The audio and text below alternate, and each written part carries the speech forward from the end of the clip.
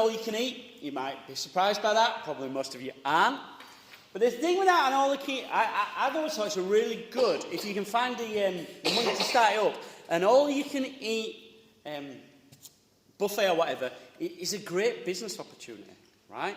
Because you can charge quite a lot, because the basic fact is that most people like me, our eyes are bigger than their belly, right? So you think 15, 20 quid for an all-you-can-eat buffet? Sound, I'm going to have about 18 courses. And you get there, and you eat, and you're full after about 3. So you've paid enough for about 8, and you eat 3. Right? It's good business, right? But have you ever noticed that life's almost exactly the opposite of that? It's very hard to get enough. It's very hard to feel full of life. It's very hard, if not impossible, to ever be satisfied. Especially emotionally or spiritually, it's very hard to feel full. We might feel full for a bit, but not like after we've had a good meal. You know, feel full like after you've had a load of vegetables. And then the water drains away, and half an hour later, you're hungry again. Right? That's life. We always need to go back for more and more. Whatever it might be in life that we think gives us real happiness, always $1 more is needed.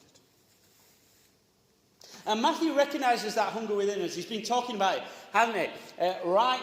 Throughout. This need of the Messiah, this need of the Christ, God's King, to come and rescue us. And here, in our little section today, he's showing us the truth that he showed us before, right back in chapter 5, verse 6. Do you remember what Jesus said as he talks about what a blessed, someone under God's blessing looks like? Do you remember what he said in chapter 5, verse 6? Blessed are those who hunger and thirst for righteousness, for they will be filled. And Matthew shows us this miracle of Jesus filling these people with food to point us to that bigger realization that only in Jesus can we be satisfied. Our need for him can only be met by him. And so, as he does that, he asks us, I think, 2 questions, or I want to ask us 2 questions that are implicit here in Matthew's little section. Here's the first one. First question is, do you know Jesus' heart? Now, I don't know what it's like for you, but perhaps in a parent-child relationship or in a marriage relationship, there are times, right, when you still love that person, but you don't really want to be around them. Maybe you've just had a friendly disagreement and you just want some space and they want to all make it up and kind of be all nice and you're like, nope, go away for a bit. I just want to sit here by myself. Or maybe it's when someone you love dies. You just want to be by yourself sometimes, just to grieve.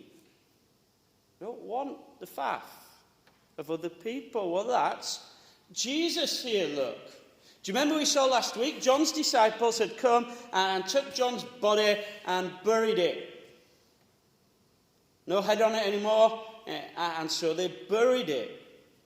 And verse 12, look, they went and told Jesus. When Jesus heard this, our passage, verse 13, when he'd heard what had happened, he withdrew by boat privately to a solitary place. Jesus wants to be by himself to grieve. He's taking his disciples with him. But they're going away to grieve. Imagine his reaction then. Hearing of this, verse 13, the crowds followed him on foot from the town. So Jesus gets in the boat, goes across the lake. He's like, nobody's going to come. And they walk all the way around the lake, miles and miles and miles. If you've ever been in the Lake District, and you've been coming down from a walk on the other side of the lake to where your car is, and somebody just gets the boat back across and you take the lake round, it takes a long time, right? You walk right around the lake rather than going straight across. They were desperate to see him, and yet Jesus, we think, could be excused for going, get lost. My cousin's just died. My friend's just died. Unjustly. Because of an idiot. But Jesus' reaction is different, isn't it? When Jesus saw them in verse 14, when Jesus landed and saw a large crowd, he told them to get lost? No, he had compassion on them and healed those who were ill. It's his same reaction to the crowd as before, right? Do you remember in chapter 9, verse 35? Jesus had compassion on them. Why? Because they were harassed and helpless like sheep without a shepherd. The people were needy. And he had what they needed. He was what they needed. And so he gives himself to them in his compassion. Like, we know that, don't we? Even that time when you're really maybe angry at a child because of what they've done, and you just want that time away, or a spouse maybe, and they come in repentance. At the end of themselves, sobbing away, snot everywhere. We're probably not going to push them away. We don't condemn them maybe anymore. We have compassion. That's Jesus' heart here for these people whose lives have been screwed up by the rules that are being piled onto them and the ways they're trying to make themselves good enough for God. And so he gives them healing, verse 14. But then at verse 15, as evening approached, the disciples come and say, look, we're miles away from anywhere. There's no food. All these people are going to be starving. They need some food. And so Jesus, again, could have said, well, like the disciples say, send them back to the town. They can walk. They can get back to the town. They can buy themselves some food. They can go back to their home. But no, Jesus again has compassion, and so he gets these 5 loaves and 2 fish and miraculously transforms them so that 5,000 men plus women and children can eat. And did you notice there in verse 20, not only did he give them healing and food, but it was enough. Verse 20, they all ate and were satisfied. Enough to fill the hole of hunger in their bellies. But Matthew's pointing us to a bigger picture of the one who comes to fill that hole of hunger in our hearts, our need for him. You see, Matthew's showing us the heart of Jesus, and it's the heart of God, because that's who he is. He is God, the Lord, come to rescue all who will come to him. God, Father, Son, and Spirit, overflowing with love from each other since before the foundation of the world. And that love pours out as Jesus comes to save and to give life and to be the food our souls need. You see, Jesus, Matthew says, really is the bread of life. The food our souls need. It's what we've been looking at with the kids this week, right? Aslan the lion comes back to save Narnia from the winter, from the slavery of the witch. Jesus comes to people held enslaved by sin to rescue and bring the satisfaction and the food of real life. Look, if you're not a Christian this morning, if you're just checking out the Bible, Christianity, Matthew tells you Jesus sees you, just like he did this crowd.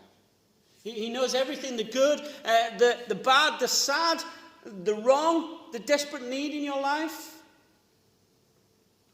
And he has compassion. Jesus doesn't come in condemnation. Matthew asks us, do you know what it is to be dissatisfied with yourself, dissatisfied with your life? Desperately searching for that thing to make you right, and yet it's always just out of grasp. You can never get full. To know nothing is enough. To know ultimately you're not enough. That you need salvation from yourself. Matthew shows us Jesus who has compassion on these crowds and says, come to me, all you who are weary and heavy laden, and I will give you rest. Said it before, we'll say it again. The only condition to come to Jesus and know him is to know you need him and to desperately cry out. Jesus, who comes from the Father. God, who is righteous and pure and holy. To people who have turned away and tried to find salvation and satisfaction and hope and life in other things, rejecting the God who made us. And yet Jesus comes and lives in perfect obedience to his Father. And yet dies on the cross to take the punishment for our sin. His body broken for us, that as we put our trust in him, as we depend on him, as we find life in him, our souls might be made alive in him, united to him. If you're not a Christian this morning, will you come? Will you put your hope in Jesus? Submit your life to him and know real life, satisfaction for your soul? Matthew says it can't be found anywhere else. But what about those of us who've maybe been Christians a while? Maybe we think, oh yeah, this is cool, this. Like this story. And then we realise we're the disciples in this story. Do you notice the disciples here? Jesus had compassion on them and healed those who were ill, verse 14. The disciples, how did they react? Did they get this heart? Well, no, really. As evening approached, verse 15, the disciples came to him and said, "This is a remote place and it's getting late. Send the crowds away so they can go to the villages and buy themselves some food." Jesus comes and says, I have compassion on these people who've spoiled my alone time. Not my alone time, my grief time. The disciples say, can you send them away? They're a bit of an inconvenience. I don't want to have to feed them. It's not my job, Jesus. And let's take the reality. The disciples are probably wanting to grieve as well. Some of them literally were John the Baptist's disciples. Andrew, for example. Check out John's Gospel. They were grieving as well. They had a legitimate concern for rest for them and for Jesus. But we'd think somebody was a rubbish doctor if they walked past a person who'd just been knifed in the street and said, sorry, I'm not on duty. I've not got my defibrillator, or I've not got my sutures, or I've not got whatever else medical stuff. Hands not here. I don't know anything. But you know what I mean? If they didn't have their equipment or they weren't on duty, so they refused to help a stab victim, we'd say you're a pretty rubbish doctor, right? Just because the disciples, just because we have legitimate concerns about rest and grief and anything else does not mean we shouldn't be putting ourselves out for the gospel. Because look, they're learning. Verse 16, Jesus says, they don't need to go away. You give them something to eat. Well, this is another one where to them Jesus is talking in riddles. We have only 5 loaves of bread and 2 fish, they answered. Now, again, let's be fair to them. They get it. We can't do it. We can't feed them. We're just people. We're just men. In order to express this heart of Jesus, they need to come to him and know this heart of Jesus, same as anyone else has done.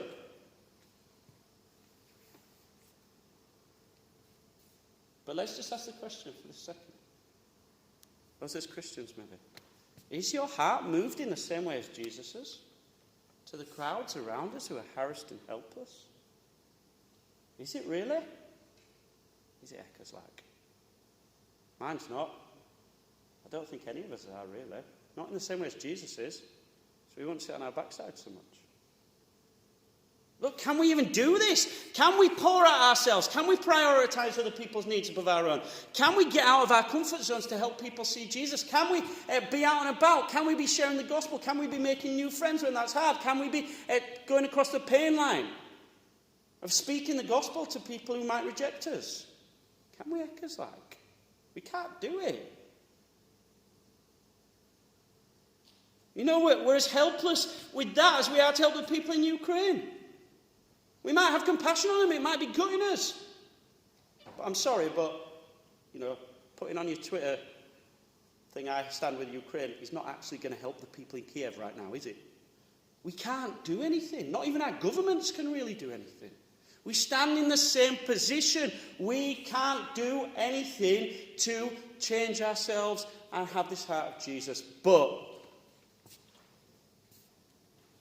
as we look on the spiritual hunger and desperate need for Jesus of the people around us, we do know one who can do far more than all we can ask or even imagine.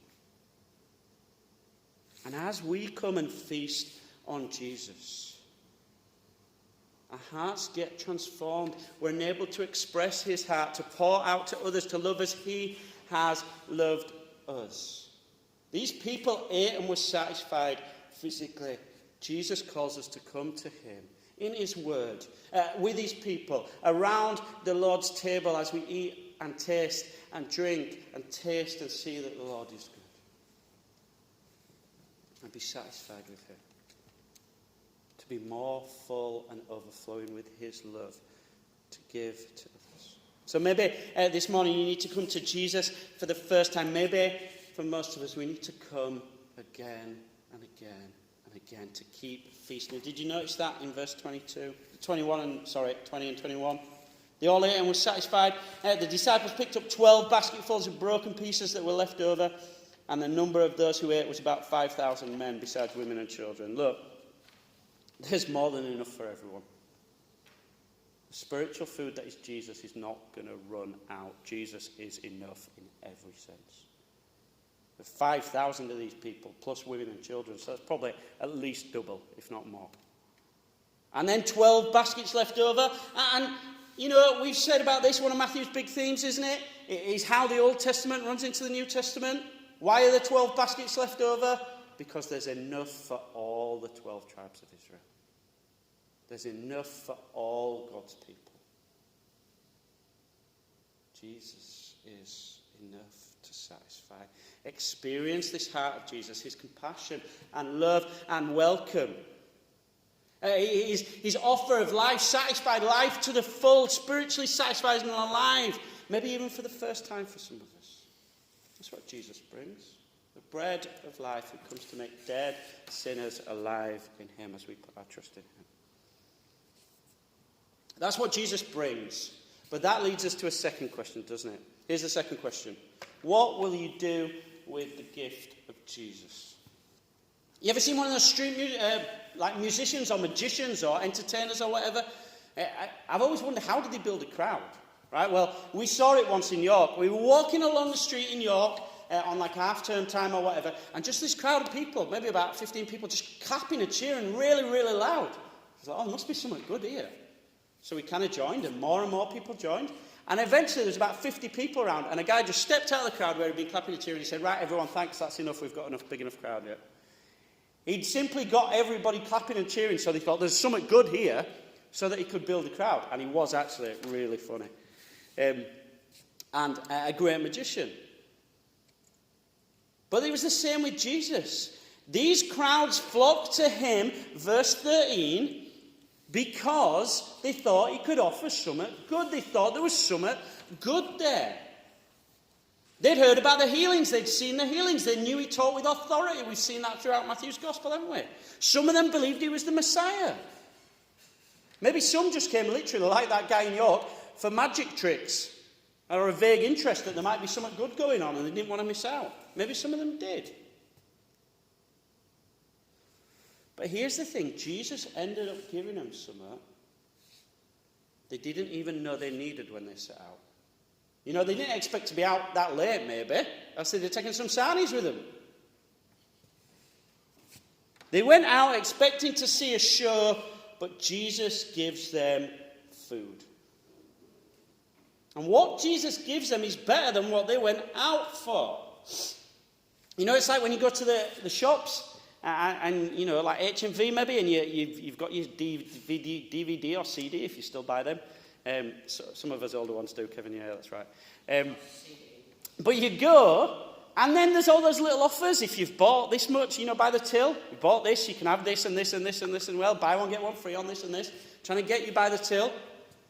Imagine if those offers and those things at the till were better than what you'd bought in the shop. Right? Well, that's what we got here. You went and you bought a Spice Girls CD and you ended up with a Metallica one at the end. That would be awesome, right? I mean, don't go buy a Spice Girls CD. It was better than what they went in for. But this is the heart of God, poured out on people who are hungry for the real life of knowing him.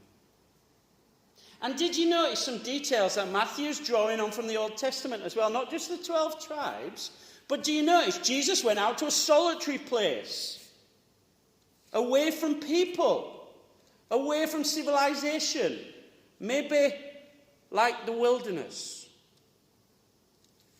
And he gave them miraculous bread that satisfied them. That was enough for them. Do you spot what Matthew's saying?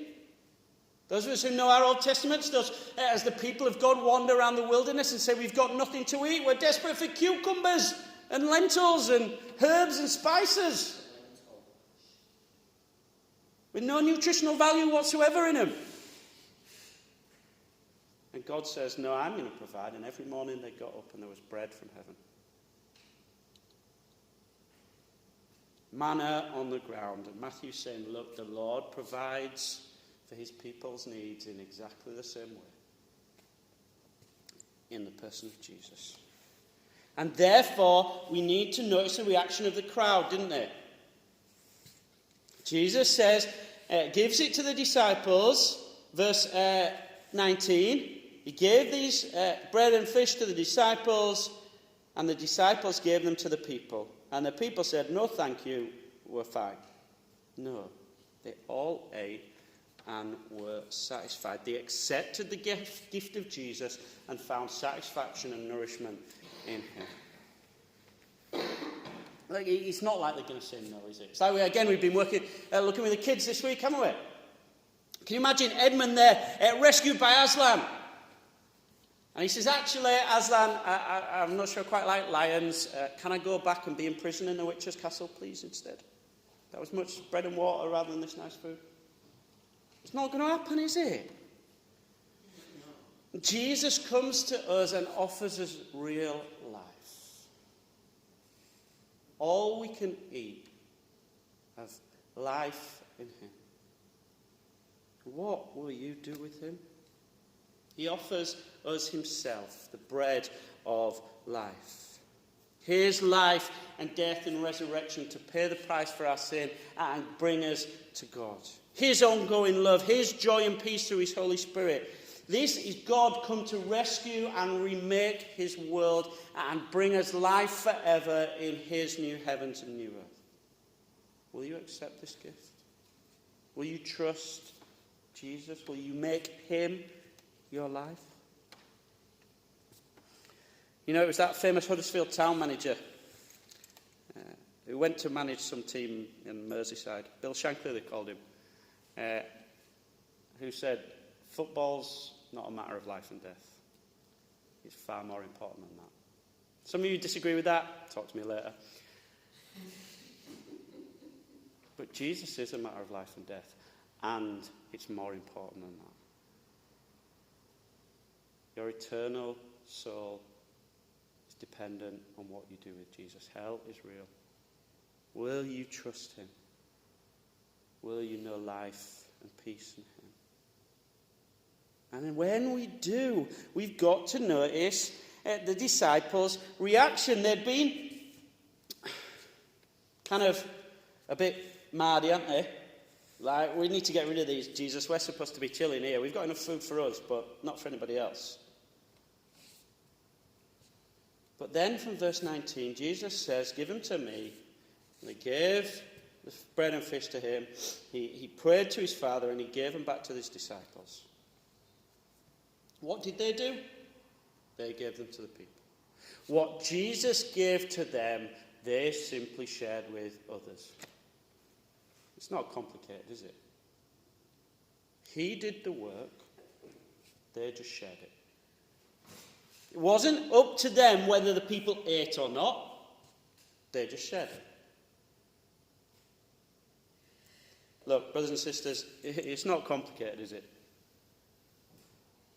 Not saying it's evangelism, etc., is easy, or discipleship is easy, but it's not complicated. What Jesus has given to you, share with other people. What you have been given, give to others. There's more than enough to go round. 12 basketfuls left over after maybe 10, 12,000 people had been fed. It's that picture we've looked at before of the love of God like a fountain constantly overflowing to fill the empty. And as it fills us empty, broken people, we then overflow to others. You won't run out because you've given away. There's that constant flow of love in Jesus by the Spirit's power as we come and feast on him. Give away, not because it's convenient for you. It wasn't convenient for them, was it? We don't think about this, do we? 12 of them went round 12,000 people, maybe. That's going to take a long time. That's going to be boring. Just going around, breaking a bit off, giving it to the next person, breaking it. There's always one person who's not satisfied as well when you give it them. Like, can I have a bit more? He had more than me. It's going to be a pain in the backside. But they did it. They just shared Jesus. Don't share Jesus because it'll make your life easier. It's not going to. Oh, wouldn't it be amazing if we had 50 people in this church? Really? 50 people like us? That'd be an easy life, wouldn't it? 50 people maybe even more messed up than us. It's not going to make life more easy. Don't share Jesus just because it's a duty for you to perform or because you think it'll make Jesus love you. That's not what it is. It's simply because the overflowing love of Father, Son, and Spirit has flowed into you in Jesus by the Spirit's power. Filled up the empty and therefore needs to overflow to those around you who is empty. To whom the Lord is giving hearts which hunger and thirst for the righteousness that only Jesus brings. Do you know Jesus' heart? What will you do with the gift? What will we do with the gift Jesus gives us? You see, Matthew telling us what he's been telling us throughout this gospel. Only Jesus is enough. Without him, we're all dead and buried, starving to death. Forever. Always eating and never having enough. And only Jesus satisfies. Everything else disappoints. Everything else will let us down, especially ourselves. But Jesus is enough. He brings life, freedom, and satisfaction and hope. Matthew says to us, run to him, taste and see that the Lord is